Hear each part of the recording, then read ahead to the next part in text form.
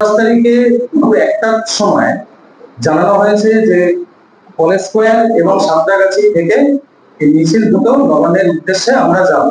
আমাদের তিনটি প্রধান দাবি আমরা রেখেছিলাম। প্রথম, নির্যাতিতা দিদি ভাইয়ের সুবিচার এবং যারা এই নির্যাতনের সাথে প্রত্যক্ষ এবং পরোক্ষভাবে জড়িত তাদের আইনের কাঠগড়ায় এনে দৃষ্টান্তমূলক শাস্তি, এবং প্রধান এবং অন্যতম সেটা হচ্ছে আমাদের রাজ্যের মুখ্যমন্ত্রী তার স্বাস্থ্য দপ্তর এবং পুলিশ দপ্তর একদম ফেলিওর হওয়ার জন্য তার পদত্যাগ করে। আমি সমস্ত দলের রাজনৈতিক নেতৃত্বদের কাছে বলতে চাই যে আপনারাও আপনাদের জায়গা থেকে বসে আমাদের এই গণ আন্দোলনটির ওপর দৃষ্টিপাত রাখবেন। আমাদের ওপর যদি কোনো আইনত মিথ্যে মামলায় ফাঁসানো এইসব জিনিস নিয়ে আমাদেরকে করতে হয়, দেখুন আমরা সবই সাধারণ বাড়ির ছেলে, তো আমাদের কোনো ব্যাকআপ নেই, তো সাধারণ বাড়ির ছেলে আমাদের কোনো পেছনে শক্তি নেই যে আমাদেরকে এরকম মিথ্যে মামলায় ফাঁসিয়ে দিয়ে আমাদেরকে আমাদের ক্যারিয়ারটাকে নষ্ট করতে সরকার এখন উদ্যত হয়ে উঠেছে। তো আমরা এই সকল রাজনৈতিক দলের নেতৃত্বদের কাছে আবেদন রাখছি যে ছাত্র সমাজ যে আন্দোলন গণ আন্দোলন শুরু করেছে, সেই গণ আন্দোলনের যে রূপ কালকে পশ্চিমবাংলার সাধারণ আপামর জনসমাজে এটা ছড়িয়ে পড়বে, তো এর ওপর আমাদের যদি কোনো আইনত কোনো আমাদের ওপর চাপ সৃষ্টি হয় তা আপনারা অবশ্যই আমাদের পাশে এসে দাঁড়াবেন, এই কামনা আমরা রাখছি। আর বলতে চাই যে কালকে সবাই আসুন, এটা সম্পূর্ণভাবে অরাজনৈতিক একটি ডাক, এর সাথে কোনো রাজনৈতিক দলের কোনো রাজনৈতিক নেতৃত্বর কোনো প্রত্যক্ষ এবং পরোক্ষভাবে সম্পর্ক নেই। রাজনীতির ঊর্ধ্বে উঠে এই ডাক সমাজের, তার কারণ কোনো রাজনৈতিক দলই এই ঘটনাকে আটকাতে পারেনি।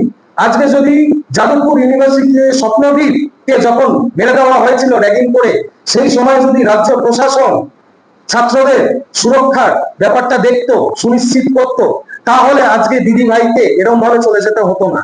তার জন্য এই ছাত্র সমাজ আজকে পথে নামবে কালকে।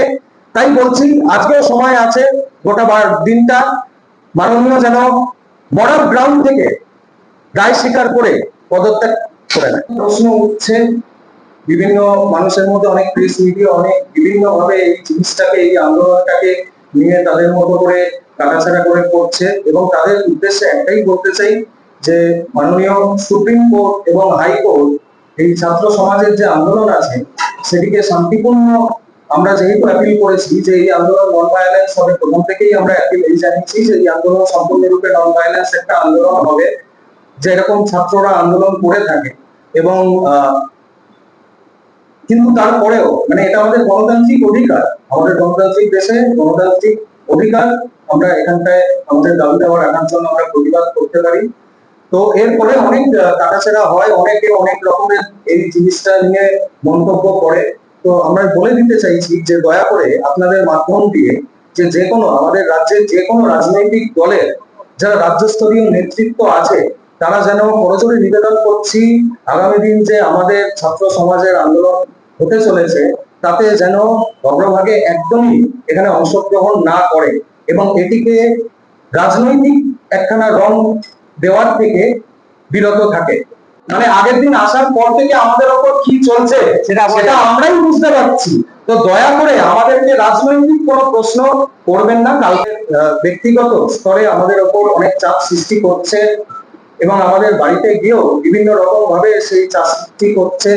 আমরা পুলিশের সাথে আমাকে যখন আমরা আগের দিন আমরা বলেছিলাম, তো সেখান থেকেই আমাদের সাথে কমিউনিকেশন শুরু হয়। আমরা জানাই যে কি ভাবে, কিন্তু আমাদের কাছে কিরকম ভাবে মেল করতে হয় এইসবের আমাদের খুব একখানা আইডিয়া না থাকার জন্য আমরা হয়তো, আমি বলেছি যে একটুখানি সময় লাগছে, আমাদের কাছে কোনো তথ্য নেই যে কত সংখ্যা হতে পারবে কিংবা আমরা কিরকম ভলেন্টিয়ার যুক্ত করতে পারবো। তার কারণ টোটালটাই হচ্ছে সোশ্যাল মিডিয়াতে এবং কিছু হোয়াটসঅ্যাপ গ্রুপে, এবং সেই হোয়াটসঅ্যাপ গ্রুপের মধ্যেও কারা জয়েন হচ্ছে কি হচ্ছে সেই সম্পর্কেও আমাদের কোনো দৃষ্টিভঙ্গ নেই। এই পলটা হচ্ছে একটা সোশ্যাল মিডিয়ায় সমাজ মাধ্যমের পর। এই সমাজ মাধ্যমে সোশ্যাল মিডিয়াতে বিভিন্ন রকম প্রশ্ন উঠেছে। বিগত 9 আগস্ট যে নারকীয় ঘটনা দিদিভাইয়ের ওপর ঘটেছে, তারপর থেকে পুলিশ প্রশাসনের যে তদন্ত, সেই তদন্তের মধ্যে অনেক গাফিলতি পশ্চিমবাংলার সাধারণ মানুষরা দেখতে পেয়েছে, অনেক গাফিলতি দেখতে পেয়েছে, এবং তার জন্য বিভিন্ন প্রশ্ন আমরা তুলে ধরেছিলাম। সেই প্রশ্নের উত্তর যা দেওয়ার কথা মাননীয় মুখ্যমন্ত্রী সে 14 তারিখের পর থেকে এখনো অবধি প্রেসের সামনে এসে কোন রকম যে উত্তরগুলো আসছে তার সরকারের প্রশাসনিক মহলের ওপর, তার স্বাস্থ্য দপ্তরের ওপর, আমরা জানি যে স্বাস্থ্য দপ্তরের আমরা খবর পাচ্ছি স্বাস্থ্য দপ্তরে কিভাবে এখানটায় কারচুপি করা হচ্ছে, বিভিন্ন সিন্ডিকেট চলছে, সেগুলো আপনারাই সমাজ মাধ্যমে আমাদের মিডিয়ার মাধ্যমে আমাদের কাছে জানাচ্ছেন যে এই জিনিসগুলো হচ্ছে। তো এর একটা সুস্পষ্ট ধারণা মাননীয় মুখ্যমন্ত্রীর দেওয়া উচিত ছিল, কিন্তু তিনি সেটা তার ব্যক্তিগত এটা হয়তো তার এটা মত হতে পারে যে তিনি প্রশ্নের ঊর্ধ্বে থাকবেন সমস্ত সাধারণ নাগরিকদের।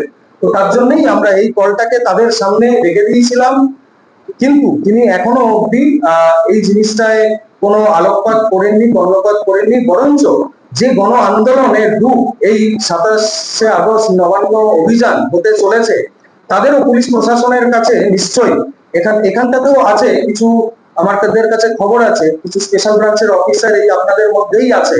তো তাই বলতে চাই যে আপনাদের কাছে তো সবই খবর আছে, এটা তো টোটালটাই হচ্ছে সমাজ মাধ্যমের মধ্যে, বিভিন্ন ফেসবুক, বিভিন্ন টুইটার, বিভিন্ন হোয়াটসঅ্যাপ এরকমের। তো আপনারা এই জায়গাটায় নজর আপনাদের নিশ্চয়ই আছে কিরকম কারা আসবে, কোথা থেকে আসবে এই জিনিসগুলোর প্রতি। তো এইগুলো নিয়ে সাধারণ মানুষকে এই যে একটা রাজনীতির ঊর্ধ্বে উঠে যে সবাই মিলে একত্রিত হয়ে ছাত্ররা, একজন দিদিভাই যার উপর এই নারকীয় ঘটনা ঘটেছে সেও তো একজন ছাত্র ছিল, তো আমাদের ছাত্রদের সেন্টিমেন্ট তার সাথে জুড়ে আছে। আজকে তার মৃত্যুর পরেও তার সাথে কোনো অ্যাপেথি না দেখিয়ে মুখ্যমন্ত্রী এবং পুলিশ প্রশাসন বিভিন্ন ভাবে এই কেসটাকে বিভিন্ন অ্যাঙ্গেলে এটাকে নিয়ে যাচ্ছে।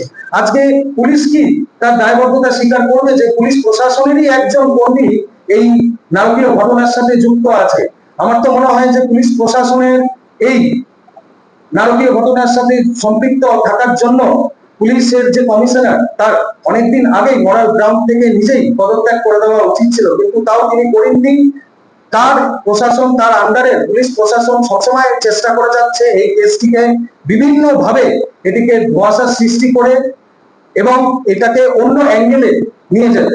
এটা সম্পূর্ণভাবে আমরা নকশাল করছি, পশ্চিমবাংলার সাধারণ জনগণ, পশ্চিমবাংলার আপামর ছাত্র সমাজ এটাকে নকশাল করছে। তার জন্যই আমরা এখানটায় এসে 27শে আগস্টের নবান্ন অভিযানের কল দিয়েছিলাম। তাই আবার পুনরায় আপনাদের সামনে বলে দিচ্ছি, কোন রাজনৈতিক দলের রাজ্যস্তরীয় নেতৃত্ব যেন আমাদের এই মিছিলের অগ্রভাগে যেন অংশগ্রহণ না করেন এবং এই মিছিলকে রাজনৈতিকরণ হওয়ার থেকে তারা নিজের নিজ দায়বদ্ধতা যেন পালন করেন। এটা একটি সম্পূর্ণভাবে সামাজিক একটি আন্দোলন, এটি একটি সামাজিক গণ আন্দোলনের রূপ নিয়েছে এবং এটিকে সামাজিক গণ আন্দোলনই যেন আপনারা সমাজ মাধ্যমে যতক্ষণ আমাদের দিদি ভাইয়ের জাস্টিস সমাজ মাধ্যমে সমাজ যতক্ষণ না মেনে নিচ্ছে ততক্ষণ আমাদের ছাত্র সমাজের এই গণ আন্দোলন চলতে থাকবে। দিদি ভাইয়ের প্রতি যে অবিচার হয়েছে, অত্যাচার হয়েছে, তার জাস্টিস এবং এর সাথে প্রত্যক্ষ এবং পরোক্ষ ভাবে সে যেই সমাজের যেই স্তরেই থাকুক, সমাজের যেই মানে একটা পাওয়ারেই থাকুক, প্রত্যক্ষ এবং পরোক্ষ ভাবে তাকে আইনের সামনে এসে আইনের কাঠগড়ায় দাঁড় করিয়ে দৃষ্টান্তমূলক শাস্তির ব্যবস্থা করতে হবে, যাতে পরবর্তীকালে কোনোভাবে প্রশাসন এরকম ঘটনা করার থেকে নিজেদেরকে সংযত রাখে। রাজনৈতিক দলের রাজ্যস্তরীয় কোনো নেতা যেন কালকে মিছিলের পুরো ভাগে তারা যেন দায়িত্ব নিয়ে না অংশগ্রহণ করে এবং এই মিছিলটাকে রাজনৈতিকরণ কিংবা রাজনৈতিক ফায়দা লোটার জায়গা যেন না তৈরি করে।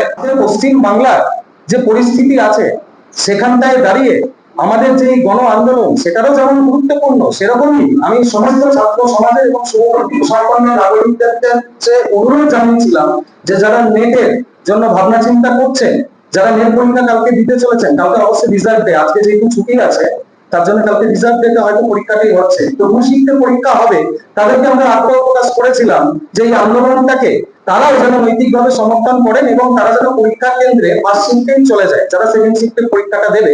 আর কালকে আমাদের তো কোনো ভাষার পরীক্ষা নেই, বাংলা ভাষা, ঠিক আছে। আর দ্বিতীয় কথা যে পরশুদিনও তৃণমূল ছাত্র পরিষদের প্রতিষ্ঠা দিবস, তো সেখানেও নেট পরীক্ষা আছে।